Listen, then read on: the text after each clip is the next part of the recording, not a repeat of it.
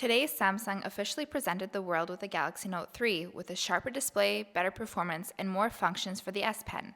The new design turned out to be quite the surprise as well. We discovered a surprise on the backside of the device.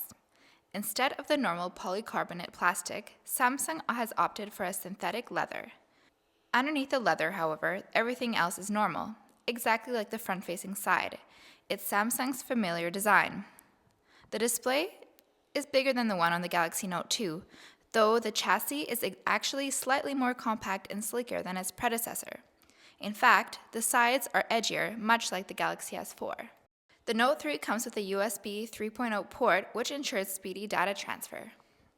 The display is simply outstanding. With a full HD resolution of 1920 by 1080 pixels, the new arrival is much brighter than the Note 2.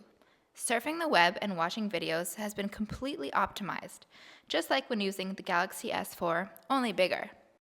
Samsung has indeed expanded the functionality of the S Pen. When it's pulled out, this will automatically launch the Air Command menu, which contains 5 functions. The first of which is Action Memo. When writing notes in this app, you can use whatever you've been writing with other apps. For example, if you write down an address and hit the Google Maps icon, the latter would show you where it is directly on the map. Handwriting recognition ensures that everything operates smoothly. Next, we have Scrapbook. This works like the screenshot function where you can highlight certain parts of text, pictures, or both.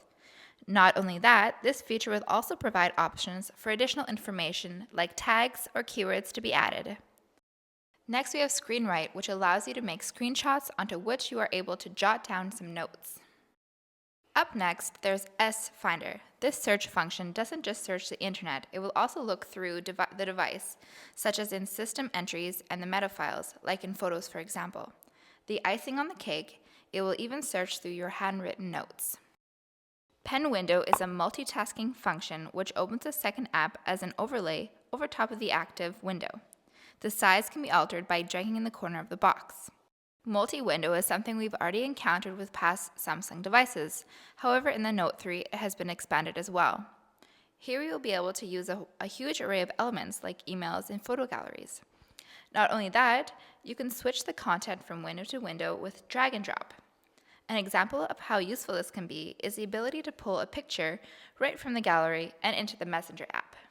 The personalized home screen, similar to HTC's Blink feed, allows for customizable news right on your home screen.